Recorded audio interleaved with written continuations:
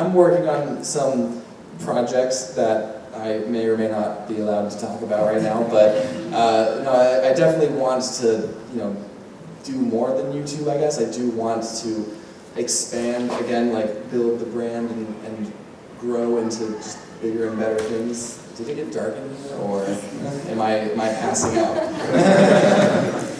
And I think that we found that lots of the TV channels are looking at YouTube though for their inspiration. So I guess that when you're on YouTube, you're inspired by looking at things like streaming services, but the other places are looking at you guys and how you do build audiences, because from the ground up, it takes a long time, right?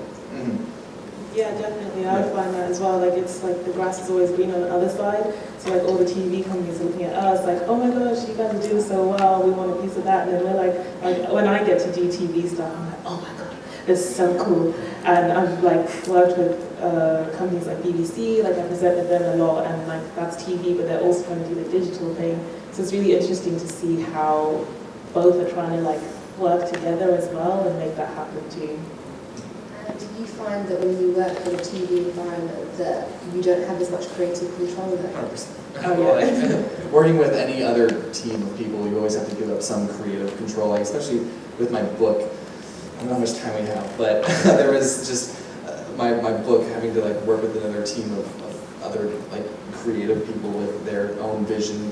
You butt heads a lot, and so on YouTube you're very fortunate enough to be your own boss and director and like make the videos exactly how you want to make. But when you expand and grow and have to work with other people, you have to like make creative sacrifices, or just try and find someone that you both have the same vision. So how did it all begin? Where did you get the inspiration to start? That's really interesting. I always liked entertaining people with my art. So I started out with comics, just making comics to get people to laugh. And there was these two channels on YouTube called Swoozy and Domix, where Domix actually has a very similar story to mine, where he started out with comics and then transitioned over to YouTube.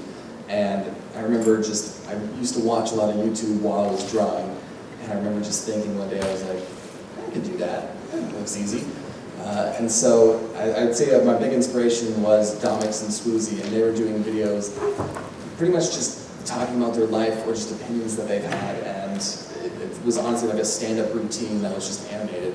And so the first video I made, I had no idea what I was doing. I think I made the video in the wrong aspect ratio, and the drawings were garbage, and the audio quality was terrible. I'm sure the video we made 11 years ago was just the same. Oh yeah, actually funny enough, it was like an animation thing. It's really? so weird. Don't watch it. I attempted it when I was like 11. And just, I forgot where the question was, but yeah, that was... Where are you inspired from? That was the question. Yeah, it was just... explaining it. That's great. And I guess now you've evolved so much that you said you have a whole business. And do you still look at what else is happening out there to get inspired? Are you looking what's up and coming? How are you keeping it kind of... No, yeah, I definitely... There's times where you check out other YouTubers' merch to see like, oh, what are some of their designs looking like? What sort of merchandise are they selling? But also I try to, I guess, be a trendsetter, try and figure out like what is missing or what else, like what more I can do, add to the table. It's like one thing that I really wanted, when I was starting my merch store, one thing I really wanted was plushies, because I have this little cartoon bubble boy, and so I thought, oh, plushies would be perfect. So when I was looking for merchandise distributors, I was trying to like make sure. So just always ask yourself, like, how can you set yourself apart? Like, yeah, t-shirts and everything is cool, but like, what's something more that you can add that other YouTubers aren't offering? When did you feel that a business was happening? I would say once I started having to like figure out what contracts are, and like instead of just like scrolling down and signing whatever it is, then actually I can read it, because it could be like really bad if I don't. I think that's when I realized, oh, like this is a business, and I really need to like start thinking of it that way. And especially when I decided that it was going to be my full-time job, that's when I was like, okay, it has to be a business, especially because I have African parents. And they're super strict, and when I was like, oh, I want to be a YouTuber, this is my full-time job, they're like, you what? Like, it did not go down well at all. Very open-minded parents to be okay with that. Oh yeah, they were not okay with it. Like, it took a lot. It wasn't until like a few years ago I was in a campaign for YouTube, and then like I was on billboards and stuff, and like they understood that was a big deal. So like once I was taking them around London, like, look, it's me over there, and me at that big, like my big face right there, and stuff, and they're like, okay. They're like, all right, you can do it. There's something secure in this. Yeah, so that was their moment when they let me off. But, and that's also was a big moment. I was like, oh, okay, like what I'm doing is pretty cool. So we're just waiting for Daz to arrive. He's going to arrive in style late.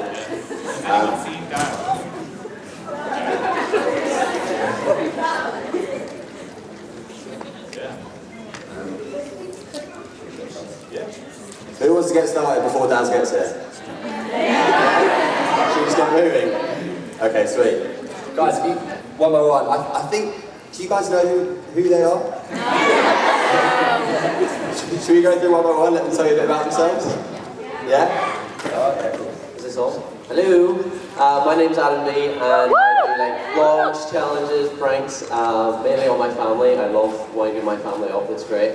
And yeah, I love doing what I do, and I also do a few little other things, presenting, TV, stuff like that. Thank you, Adam. I'm Hinchcliffe, and I do. Thank you. I do a lot of the same stuff like Adam. I do vlogs, challenges, pranks. Mainly pranks on my girlfriend because I like to wind her up, so I get a good laugh out of that. And I do the odd bit of stuff like Adam as well, like TV and just things like that on YouTube. Thank you. Hello, I'm Phil. I'm known as Amazing Phil on YouTube. I've been on YouTube since like 1937, so quite a while. I make videos that I hope are quite funny. I've also done a bit of stuff on the radio, and I've done a stage show recently as well. I can't believe I'm coming after that. I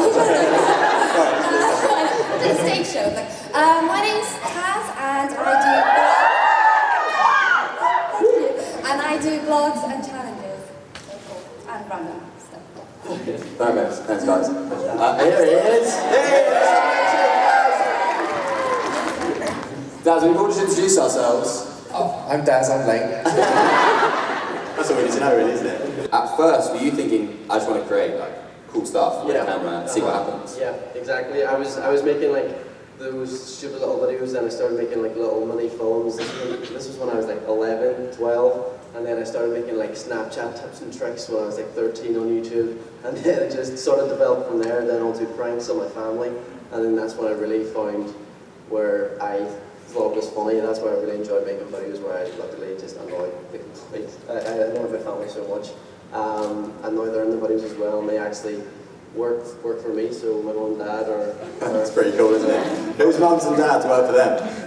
There's silence. And their boss. The jokes we have in the house are crazy. It's like, if they're being like loud or whatever, I'm like, oh, hold on, your boss wouldn't allow this. Enough of that in the workplace, please. Imagine being able to tell your mum to stop hoovering and actually be allowed to do it. What about the rest of you guys? Was it like you wanted just to create content in the first place, and then things kind of led to being funnier? Did you have like family or someone that you like pranking? Like, how did it work for the rest of you? I was just excited by YouTube as a concept because I've been on YouTube since it started basically, and just the fact that people could share something in Australia and then I could watch it, or I could share something and the penguin in Antarctica could watch it. It was just such a crazy thing to me. But I actually found a video of me vlogging when I was about 7, before YouTube was even a thing, like on the family handy cam. And I'm like, who are you even talking to? Who's going to watch this? So I must have had something inbuilt in me that's like, I want to entertain. I don't know why, but that must have been built into me for some reason, I'm not sure, yeah. What about the rest of you guys? Silence. I started my YouTube career with a video that will never see the light of day. Release it. And And my whole family went out, and I thought, right, now's my chance to really put some effort into a video. I had a really crappy camera, and I thought I'd make a Sean Connery music video, which is what everyone wants to see. And it involved a lot of different shots. I think I was Sean Connery miming Lady Gaga music. I don't know where I was going with it, really. And I was on my daughter's like tricycle and like riding up to the camera. And my family walked in at that moment. I've got like cotton wool, you're looking at me. And I cotton wool over me, a hat, and I had glasses on, and my girlfriend at the time, who, surprise, surprise, I'm not with anymore, was like, "What are you doing?" And I was like, "I'm making a Sean Connery music video." And she was like, "Why?" And I was like, "It's for this YouTube thing." It was all new back then, no one really knew. And she was like, "You know, get a job, Dad. Let's just stop." And yeah, that was really my first attempt, and I took a break after that. How long was the break? At the break? Yeah. It was like a week, I was back on that. There was an ex-James Bond actor. Yeah. Well, he wasn't the James Bond character, it's more like Indiana Jones, Sean Connery or something. Okay, Sean Connery. Yeah. What about you, Taz? I just really didn't want to do law. And I was like, I'll do anything, not to have a real job. I think it's really, what was the question? That's a really good question. I'm so into Daz's story that I was like, Sean Connery, yeah. The law then just keeps coming out, it's all about law. The question was, like, did you originally want to create funny content, or was it like you just wanted to create content and then suddenly... It's just like, it's really cool to be able to make someone laugh. Like, it's such a pure thing, and it's like an instant connection with people. Like, if you can make someone laugh, kind of like, that means they like you, right? That's what I can tell myself. And so it's just such a, like, a human thing. Like, why wouldn't you want to go around and, like, make people laugh for a living? That's, like, the coolest job in the world. So I guess it's just such a human thing. It's just like, I just like to, if I can make someone laugh and be happy, like, why wouldn't you want to do that? So I think it was just that simple thing of like, I just wanted people to like me. But I think it's just as simple as like, see how this goes, and people sometimes laugh, and it's pretty cool, you know? So. Yeah, completely. And how much do you guys take account of what's trending? I mean, especially with TikTok, obviously, I'm sure you guys obviously have all seen there's so many videos that everyone's replicating the same video differently. So it's like trending content, but like to another level. How much do you guys take that into account when you're thinking, next thing I'm going to make? Have a look at what's working. Do you ever copy that, or do you ever think, I'm going to use that a bit, or like, how does that work? Yeah, contest. So you have to put your hand up, you can just speak. So my whole channel kind of catapulted because of a trend. There was this trend where you live off £1 per day. Absolutely. And and I basically, it's a bit controversial that one, but I promise most people liked my version. And that was something that was really trending, and I tried it out and did my own take on it. And that's literally the reason why I'm here today. So it's kind of sometimes trend makes a smaller channel, my small channel, it makes you seen, but it's what you do with it afterwards, I guess. I don't think there's anything wrong with doing trending videos if you turn it into your own and people see your personality come through it. But I owe my whole YouTube career to that trend. So in that sense, like, I did jump on a trend, but I'd like to think I'm trying to do original content now too. But yeah, that whole trend made me kind of thing. So I think it's really cool to do trends every now and again. Yeah, I think it's fine. I think as long as, like you said, as long as you put your own spin on it and you do it for that reason rather than just completely copying someone else's video. Because like, I saw those Wish videos trending all the time. Every time I went on trending, I was like, someone's opening a Wish box.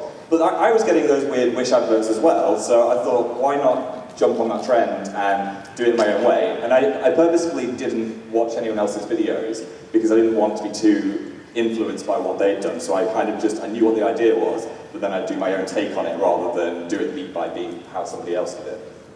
Cool. So the rest of you guys, what about the rest of you guys? I hate trends. Like, God. Do stand next to Taz, there's going to be a fight at the end. I got like a nickname on Vine from my fan base, and they called me like the trend killer, because I would just make fun of like all these trends. And I try and stay away from them, and the one time I tried a trend, this is a pretty dark story, so get ready. Do you guys remember the Me Too movement? Yeah, I was not thinking, and I went on there, and I saw it was trending. I was like, let's just jump on it, let's just do the whole thing. Didn't know what it meant, very important message. And I was like, who's had pizza, #Me Too? And I had a massive backlash. People were coming at me, and I was like, what? It's just pizza. Like, what's the matter? And that was like the only trend I've ever jumped on, and I haven't done it ever since, because like, I'm too worried, like, what it could mean. I don't, like, if I hear renegade one more time, I'm gonna go insane. Like, on TikTok, I try and just stick to like my own content and stay away, because I don't get them half the time. I don't know what they're about. I'm a bit far, I'm always like late to them as well, but I'll do it. I'll be like, renegade, and they'll be like, that was like a month ago, Dad. So I just try and stay away from the whole trends. It's not for me. Fair enough. What about you guys?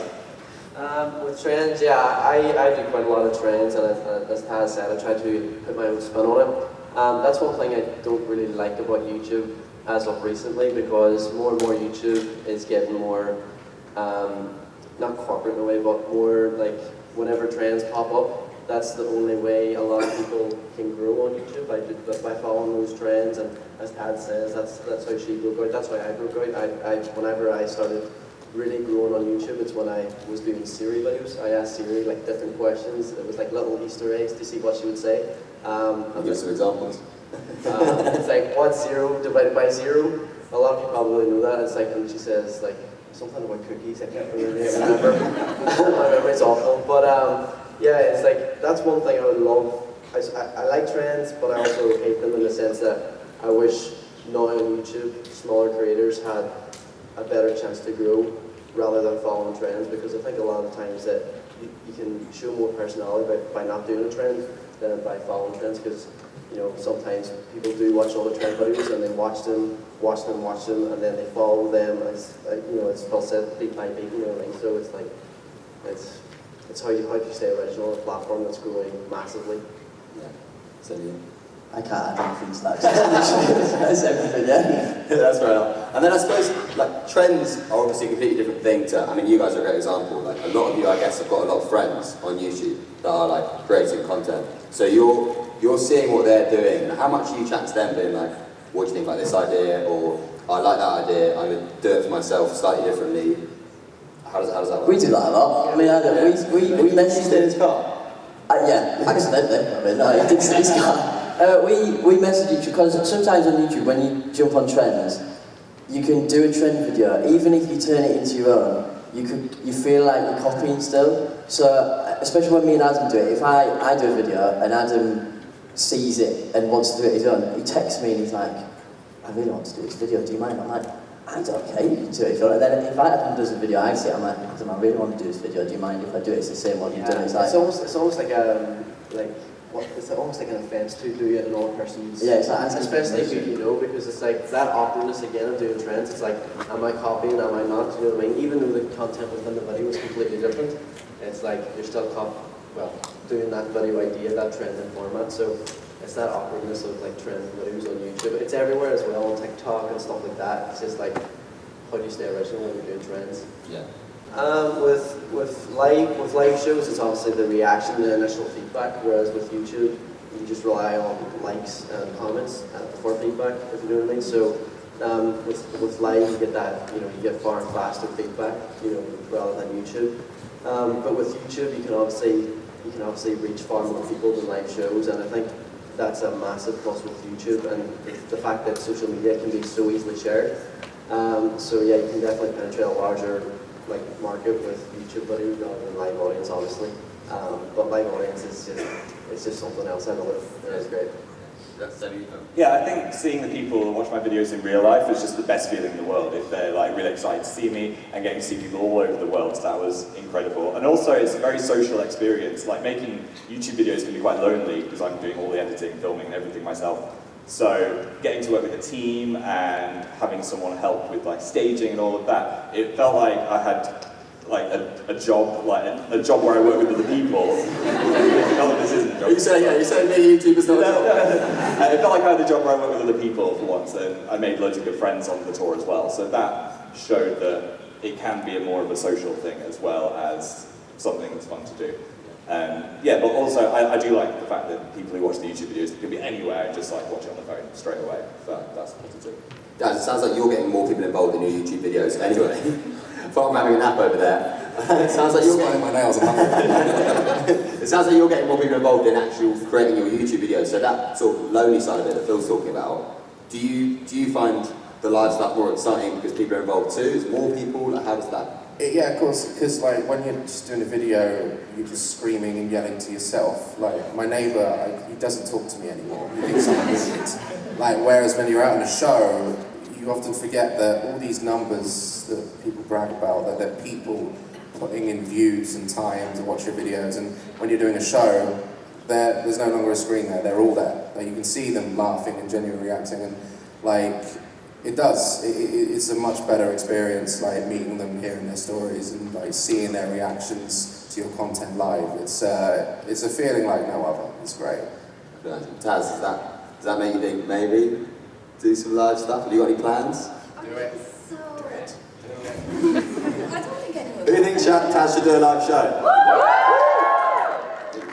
What would you guys say like about just the creative process and how you started and how it's important to keep certain things in your mind when you're doing it and that kind of thing? Who wants to start? I would say if you want to do it, just do it, because the longer you leave it, the harder it gets to get anywhere on there. Don't let anybody influence you into not doing it, because there's a lot of people when I was younger saying, if you do it, you're weird. If you do it, you're a freak. I'm like, I know I'm already a freak, that's why I'm doing it. And then eventually you'll build an audience and it'll grow into hopefully what we have today. Yeah, you can also amaze yourself. Like whenever I first started YouTube, I was the most shy, most like introvert person you would ever meet. And by doing YouTube and doing all these like different events, panels, TV shows, it makes you grow as a person as well. I know it sounds cheesy, but you really will shock yourself if you just dive in at the deep end, and you can really impress yourself as to how many things you can really achieve. I'd say just don't listen to the voice in your head that says you can't do this, because so many people have that, and they want to try something, but then they get a little voice that says, no, you're going to be bad, people aren't going to like it, I'm going to embarrass myself. But if I'd have listened to that voice, then I wouldn't be here right now. So I think it's worth trying, because the best things that could happen are a lot better than the worst things that could happen. It sounds really cliche because you hear it all the time, but I would say authenticity is so important, and to be yourself. It's so easy to, because social media is so big now, it's so easy to feel like you have to change yourself to be liked, but it's so much more fun and enjoyable if you just from day one are just yourself. You're going to enjoy it so much more. But if you try to think of the outside and like what kind of response you're going to get, you're going to get this weird mind funk, and it's just going to get worse and worse and worse, and it's just, trust me, if you want to do videos, just be yourself. It might take a bit longer to find your audience, but you're going to enjoy it so much more. And I really want to stress, no one cares what you look like or whatever, it's your personality. So if you want to do it, just do it and just be your true self.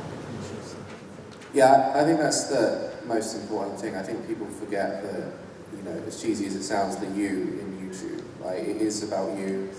If you want to jump on trends and stuff like that, make sure you don't jump on dangerous ones where you're setting yourself on fire and then complain, oh, I'm burned, because duh.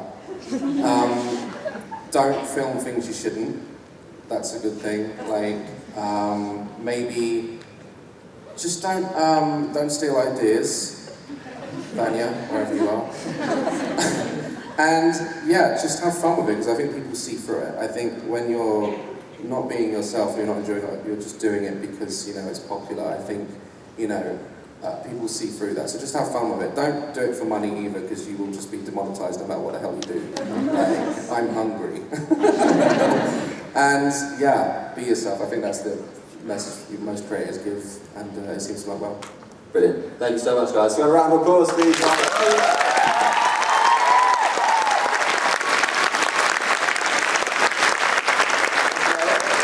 And I guess we got British, Canadian, and American. Yes. There you go. Almost everybody there. Let's start with United Colors of Benetton. So I gotta start with the fun questions. What is your most favorite collab video, and what made it so enjoyable?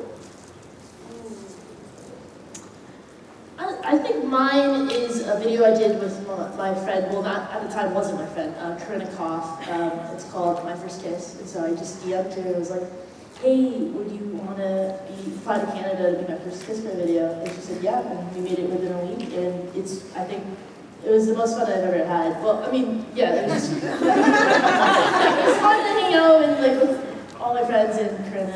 in my hometown, and it was like, that's really cool.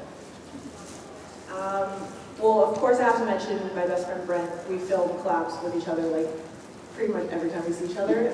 But I think those are my favorite to watch, but I think one of my favorite collabs to work on was a video that I did a really long time ago with one of my friends, Meredith. We did If My Life Was a Scary Movie.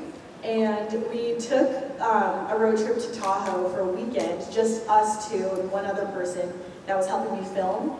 And we ended up filming like a full-on scary movie, like indie film together, just us, like setting up each shot with each other.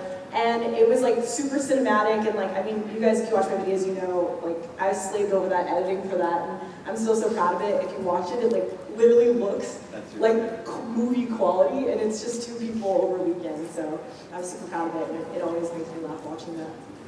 Oh boy, you got me at the end. My favorite, because my channel is basically collaborating, it's hard, but I'd have to say my favorite video I've made was probably with Denzel Washington. Name drop. That's a good one. Yeah, Denzel. No,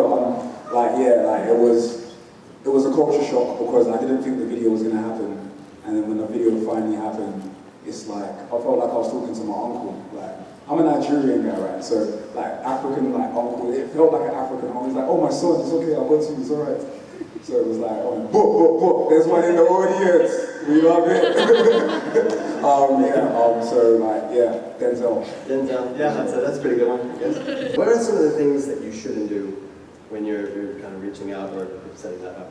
I would say, for me personally, it's really hard for me to collab with someone that I don't already click with, like we haven't met before. And even if we haven't met before, we've just like talked. So like if someone were to just approach me and be like, hi Ava, like let's collab, I'd be like, okay. What are you? Like, I mean, you could be like the most like famous person on the planet. Like I just want to get to know you like before, you know? So if you want to collab with someone, like I would suggest like maybe starting a friendship first and like just talking to them, seeing like what you have in common, and then like seeing an idea flow from that versus like, I will think of my idea and you think of yours, and I will see you on this date. I'll have my people. Yeah. That's weird. Yeah.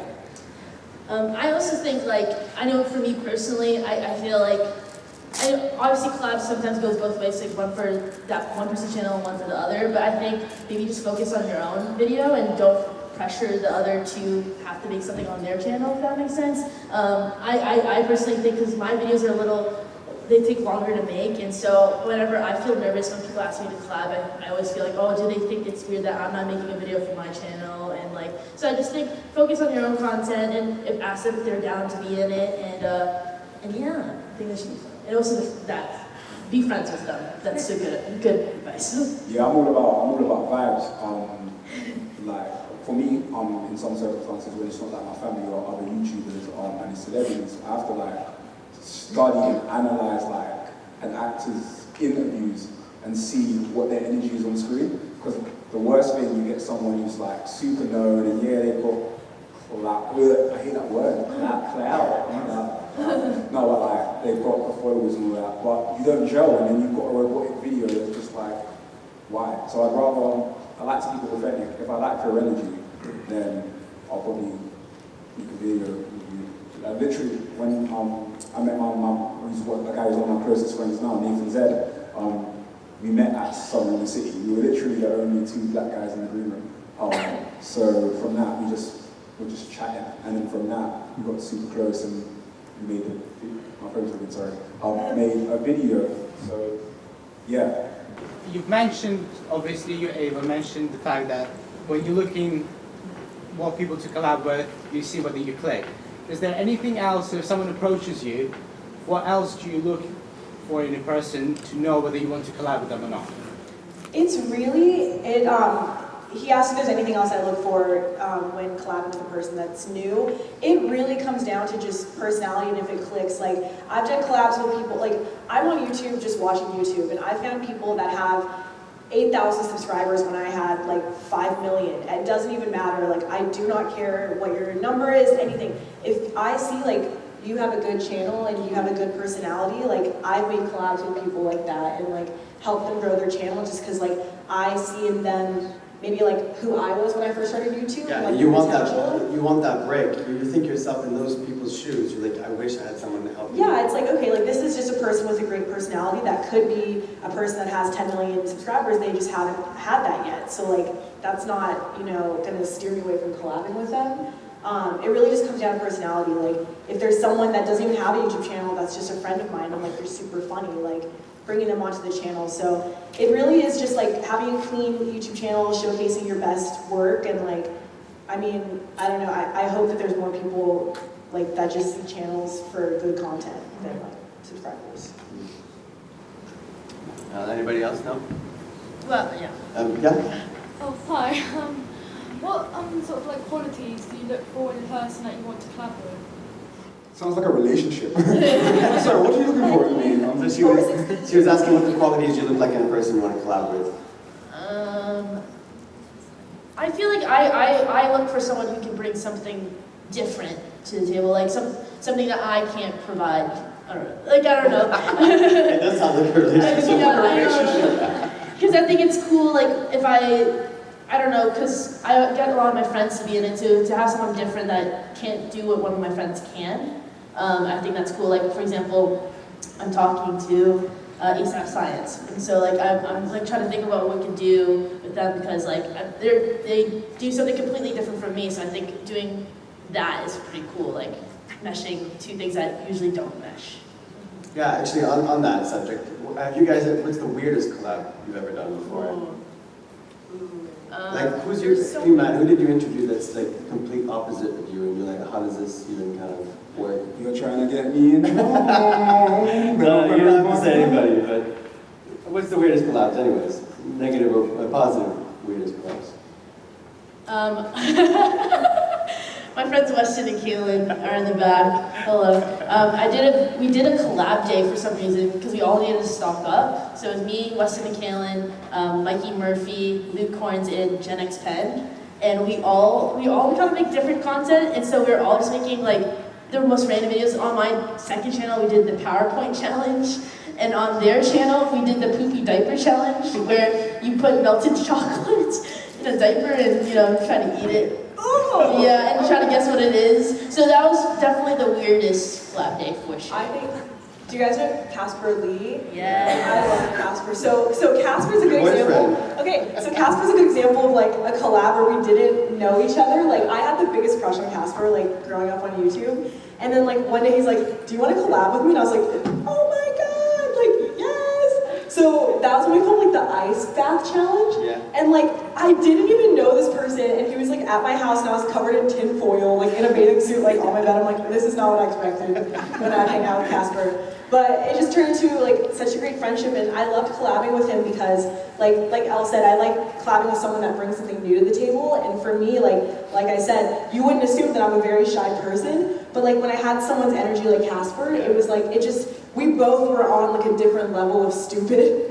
And it just turned into like us collabing. We had a baby, Shaniqua, like we had like, a family vlog channel with each other. And, like, wait, what? Oh, I actually remember this. I remember watching this. I like took her to the airport with Shaniqua, and like we had 2 double Shaniquas, and he had one and I had one, and it was in my car for like 5 years, and like it's just so weird. You left your baby in your car for 5 years. That was the joke. We treated Shaniqua really bad. It was plastic. Just to be clear, it was plastic baby. Okay, cool. Don't call any allegiance. I have a question for Elle. You make a lot of really crazy, extravagant videos, and they're really cool, but how do you set your nerves aside to make those kind of videos? Yeah, I mean, I've been trying to delegate in terms of like getting things organized, because I don't like to give away my editing or the filming. I do that on my own, and so getting things organized, I try to like do as little of it as possible, so I'm able to focus on that. In terms of like I did a video where I do a whole parade, and so that was nerve-wracking because just a lot of people, and like you want to make sure everyone's okay and everyone's good because everyone's taking their time out of their day to come, and so that was really nerve-wracking. It's honestly, for me, I just kind of go, I can't wait for it to be over and then just to edit it. But yeah, just keeping positive headspace, and like I think having friends around is key for sure. Yes. Are you happy with Zion dropping an album on TV? Do Do you plan to drop an album or EP? Drop an album? Yeah. Album dropping? Yeah, I mean, right now I just want to learn about getting good. Like, I think to me it's important to like learn the basics and I just want to learn how to do it myself. Like, I could make an album tomorrow, but like it wouldn't be to the best of my ability. So I want to like learn as much as I can first, and make songs for other people. And yeah, I mean, I'm working on music myself, but like, there's no like album plan. Yeah. And to bring it back to collabs, if you would have a featuring, would it be like Migos or like something crazy? Or no, I want to work with Skrillex. Skrillex? Yeah, Okay. he's like my favorite. I mean, I used to be, you guys probably don't think this, but I used to be like a kid that would crowd surf, and like I was a punk and emo kid, and like I would literally crowd surf and be in mosh pits. And Skrillex, I grew up like watching at Warped Tour in a punk band. Okay. And now he's like Skrillex, and that's happened already. There's a lot of creators that are meeting like musicians, and they need you as much as you need them. Yeah, yeah. So Skrillex is out there and he I needs you. I like, we follow each other on Instagram now, so There you it's go. not that far away if I just work hard. You're a DM away from a collab right there. We DM. Oh, there you go. But like, I don't feel like I'm good enough to work with Skrillex Okay, yet. okay. You know, I gotta like get there, so. Work it. Okay, you had another one? If you had to do a collab with a random person, who would it be? Like a like. Tomago, that guy over there in the yellow, so I've just singled you out and everyone's turning around to you. Yeah. Hi, Tomago. Wave. There you go. There he is. If you want to. There he is. He's not much of a random person. You No, he's not a random person, but he's the first person that came to mind in this room. So okay. Random. I want to collab with a National Geographic photographer, and I want to go on a trip with them and like have them teach me how to photograph animals in the water. Okay. I mean, Anybody. that man right there. Yeah, you. That's right.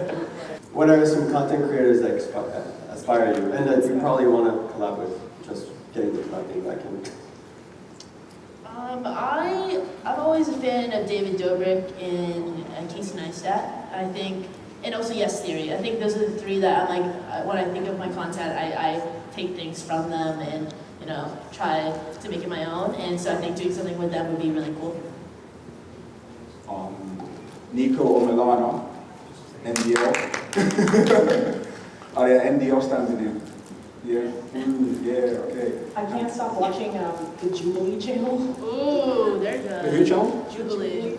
Oh, Jubilee. Yeah. I can't stop watching them, so I don't know what we would do, but like I want to do something with them. The weirder the better sometimes in these videos, right? Okay, we only have time for a couple more questions. Yes, please.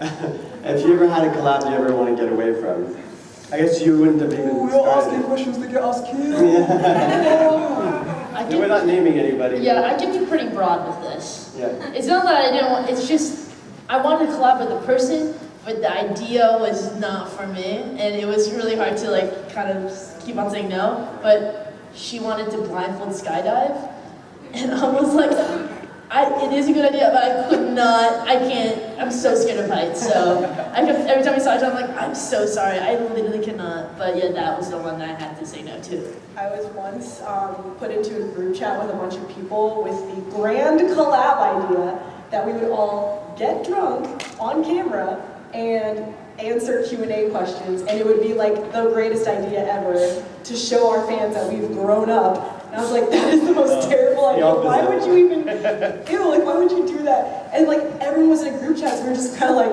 crickets, like, what do we say? I was like, no thank you. No thanks. Okay, last question. You remember it now. There you go. Is there a collab that you'd love to do but can't? A collab that you would love to do but can't. I mean, budget-wise, there's a lot of things I would love to do. Let's go Blue Moon, like Sky High, whatever would be the craziest thing. You got all the money in the world, you could collab with anybody. What would it come out to?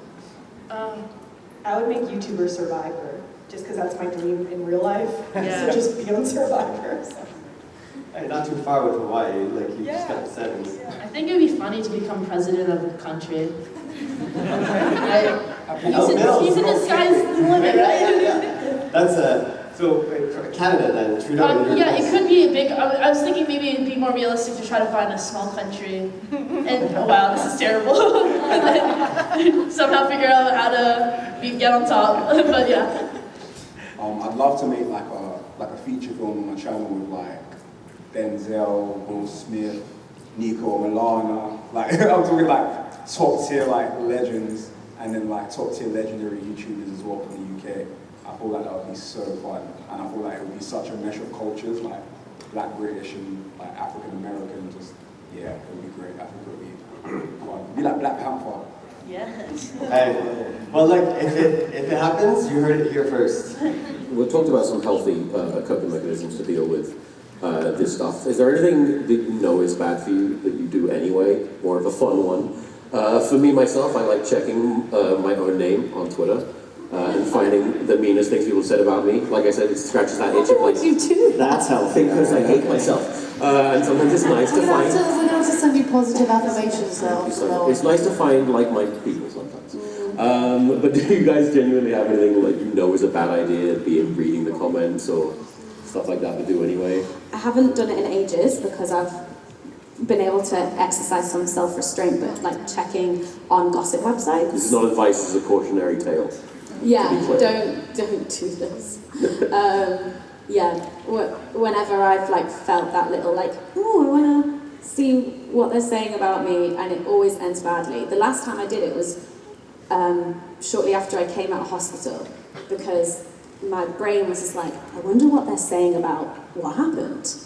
Wow. And it's so weird because you look at the thread and it's like, mean, like the most awful things, like that, like you said as well, like it's getting to my insecurities, so I'm more likely to believe the mean comments because I already like believe those things about myself. And then suddenly it changes of like, oh my god, did you hear that Hannah's in hospital? Oh my god, hope she's okay. Oh, all those mean comments that we said seem like really bad now because like I think she might die. And then they're all like freaking out and they're all like posting updates, being like, oh, this has just happened, this has happened. Oh my god, I hope she's okay. It all seems really trivial now. It was very, yeah, that was scary. But it was really weird. And then they were updating each other as I was recovering and coming out of hospital. And then within 2 weeks of me coming out of hospital, it got mean again.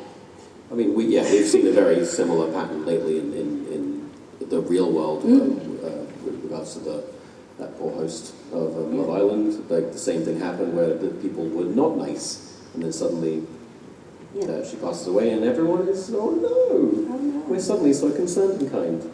Yeah. It's a kind of universal phenomenon, it seems. Yeah. People don't like to feel guilty, is I think the reason for that behavior. Yeah. I feel like on a non-social media sort of level in particular, I overwork myself. And I know I overwork myself. And I know that's bad for me. But I'll still do it. Like, I'm sick now. Like, I know these things, but I do it anyway. And on the social media side, I find when my hometown posts articles about me, I like to go to the comments. Yeah. And I like to read them because I know the people, and I still do it, and I know I shouldn't do it, and I know I shouldn't read them, and I know I shouldn't go through it, but I still do. And that's really not good for me. But I'll see people I know and be like, oh, so that's what you think. Let's see. We'll just go through every so often. That's bad for you. And then check their Facebook, and you see how they're doing, and you go, well, yours. Well, actually. Yeah, I mean, luckily we don't get as much hate as we used to, so that's great. But it's really funny. So Colby and I love to look through our comments when a video of ours gets recommended on YouTube, because recently, thankfully, we've had some a few videos get on the trending page, which is awesome. But it's really funny because when it gets pushed out to new audience, the hate is amazing. It's so crazy. So as soon as like things get on trending, we like sit there in the car and we're like, oh my god, look what this guy said. And it's probably not very good for our self-esteem, but it's really funny to see what people say about our group. Yeah. Yeah, and I agree with that too.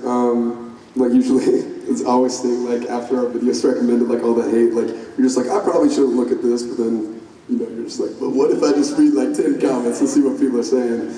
So yeah, it's pretty unhealthy. But then kind of touching back on what we were talking about a little bit earlier, just like comparing yourself to people is something I do subconsciously. Like I don't even know I'm doing it sometimes, and I'm like, what am I doing? Right, let's pivot to the positive a little bit now. Let's talk about support. And this is something that we can talk about from two angles. One is, what are the best things that people can do to support you if you're going through a tough time? Or two, what are some of the things that you've done for other people to support them going through a tough time? Just talk about support, let's get friendly. Anyone jump in, go crazy? No? Don't go crazy. Bad choice of words. People that support you, or Yeah, like, is there anything in particular that people in your life have done to support you and your mental health that you think has been really helpful? my family follow me everywhere. They're right there. Hi guys. They're definitely the biggest part for me. If I'm struggling with something, they will always be there. Like always, hands down. And I'm sure you guys will probably agree with most of that. And my friends, like my close friends, like I can always call them. Whether I'm at the other side of the world to them, I can always FaceTime them and they'll be there, like for that sort of support. But then other people, I think just kindness. I think everyone lacks that compassion and that kindness to each other. It's like you can meet someone who seems angry, but generally their anger is caused by something. It's like all the people with London and road rage. I always say, they're always beeping their horns and I'm like, have a good day. I'm like, something's probably gone wrong in your day. You're probably in a bad mood. It's like compassion. I feel like people should just be more compassionate. It's an angry town. It is an angry town.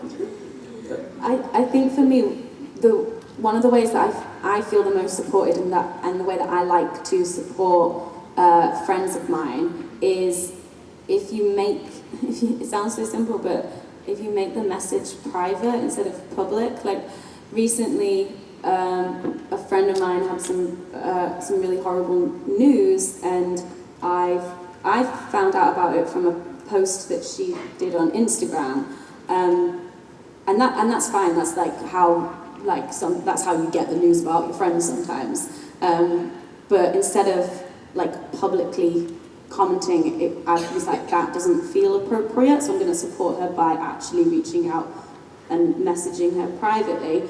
And I always appreciate it when I receive that kind of support instead of a friend commenting on an Instagram post where I'm in distress or whatever it might be, or quote tweeting sorry babe. I'm like, no, what I want you to do really is text me or call me or ask if I want you to call me. That kind of support where it's not performative. Yeah, it does feel a little bit like they're doing it just to show their followers how nice they are. Right, exactly. And so when it is even if that's not what they're trying. When it's a private thing that's happening, whether that's via text or DMs or in person or a call, that is so meaningful. Colby? Yeah, I mean, sometimes you just need to have somebody to listen to you or listen to other people. One of the best things you can do is let somebody rant, if they're going through a hard time. Just let them get it all out, talk about it, because talking about it and getting it out and just not having it constantly in your mind helps so much. Yeah, they want to be heard.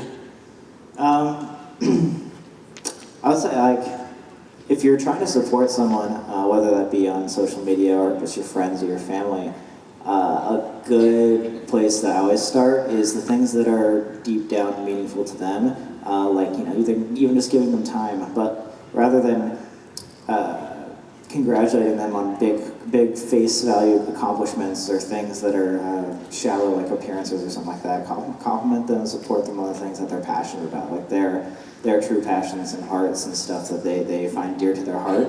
It'll mean so much more than just commenting on the stuff that they're known for in the rest of their life, I guess. I don't know if that makes sense, but as opposed, for me, for example, as opposed to saying, oh, your YouTube videos, I would genuinely appreciate if my friends came up and said, oh, I really like the way that you think, or the way that you said this specific point, just because it would mean more to me to know that they actually listen as opposed to just making general statements. This audience is very skewed towards the female end of things.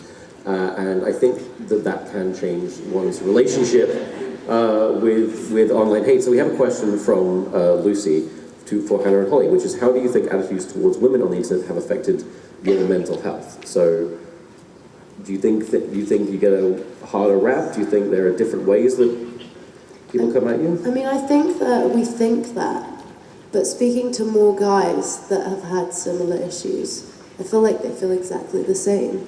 Like you guys, do you guys compare yourself as much as girls do? Oh, I do all the time. Exactly, Yeah. like, I feel like we look at it like, girls get all of this, girls get all of that, but boys just hide it more, I think.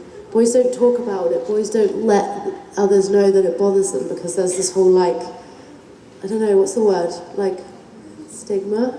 Yeah? Against guys struggling, because it's like, oh, they're not allowed, but girls can. Yeah. I've never had a feeling I feel in my like life. that's the biggest point on that. But, I don't know, I feel like girls girls hate girls. They do. Girls are vicious. They're mean to each other. Like, I don't have a guru gossip. I mean, you guys probably all gone to school / maybe still go to school. Girls are mean, right? Yeah, there you go.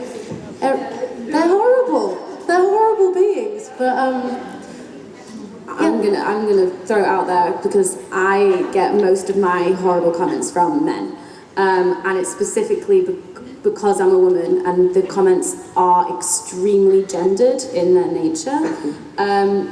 And I don't want to repeat any of them now, but basically in relation to my body, sexual violence, and in that realm.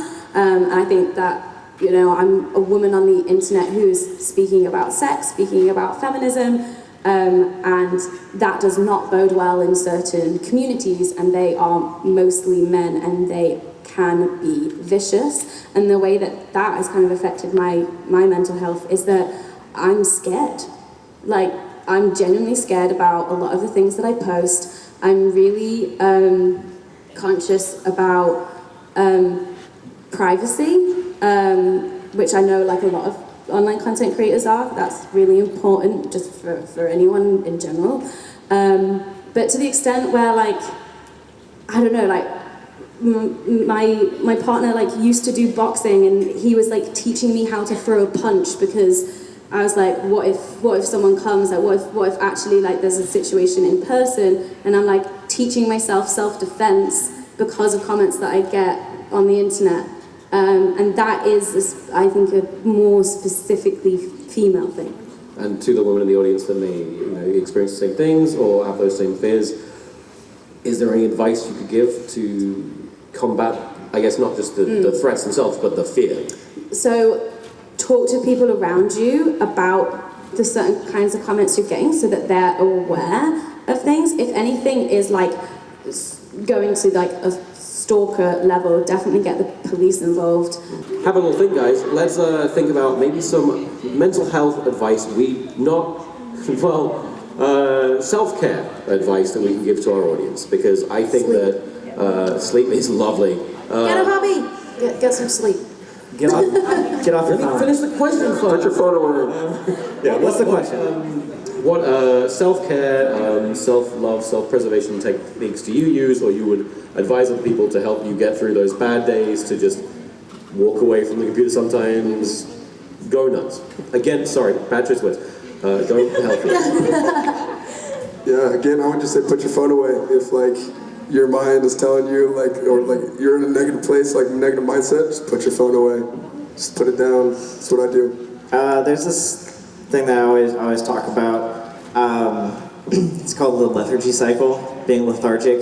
If you're in a rut, you have multiple bad days in a row, you feel like you can't get out, and it's just like getting worse and worse and worse. It's probably because you're in a habit. So I love the idea of breaking habits and doing something different. So if you're in a bad state of mind, or if you feel like you just have been having a couple of weeks that you're just kind of in this rut, change up your lifestyle. Do things that are different, like change up your routine, go to bed at different times, like just make sure that you are just flipping that routine, because that cycle is probably what's causing that same emotion over and over Yeah, and over. try something new, like get off the couch. If you're like upset like on the couch like all the time, you just can't leave. Just like do your best to force yourself off of that situation, or like find something to do, like distract your mind. I would literally agree with everything you just said. Like the phone thing, it's bad. It always sounds bad if like creators are like, put your phone down because like after you watch our YouTube videos, right? After you watch our subscribe but like, it's so true though. You have to put your phone down. Like if your phone is damaging your health, you've got to put it away. Like you can go on and text your friends and stuff, and that's fine. But if social media in particular is damaging the way you're thinking about yourself, then you need to restrict it. Like you might not even realize that it is until you do put your phone down. Yeah, you'll realize that actually I was really stressed out and now I'm really fine. Quite literally. I really like what you said about the habits thing. That's so true, and I often find myself in that rut, and it's just like you have to like first realize that you're in the rut and then do something different. I think this is also like advice for me, which is get a hobby, do something that you don't post about. Like do something that is actually like private for you, that you don't feel like has to show that you're like being productive or whatever. Like do something that is just for you. And yeah, I would say that you can just never go wrong with just forcing yourself to just have an hour of healthiness. You know, I've been stuck in bed, overwhelmed, and sometimes just forcing myself out of bed, into the shower, to eat some food, to put on some clean clothes, and just take a walk to the shops and get outside, get some fresh air. You know, obviously that's not going to solve my problems, but it's going to be a lot better than just succumbing to the bed It's like those little achievements. I think you really don't notice little things a lot of the time. You're so focused on the big things. Like, I mean, years ago I wouldn't be able to come to events like this, and last year I came to my first VidCon, and like that's a huge step, but you don't really think about it in the moment. It's like little things, like from not being able to really leave the house because I was so anxious to being able to go to like the garage. Like it's just little things that you need to remember as such a big deal for you, and even if to other people it doesn't seem like such a huge deal, it's like, well, to me actually it is. So, and of course none of this is a substitute for if you're really feeling quite serious, reaching out to a medical professional or speaking to a family member, asking a friend or anyone to go with you to the doctor, and actually getting the ball rolling on some professional help. I would like to thank my panelists, Hannah, Holly, Sam and Colby. Thank you for coming. I hope you've all enjoyed VidCon. Go away. Thank you guys, bye. Bye guys.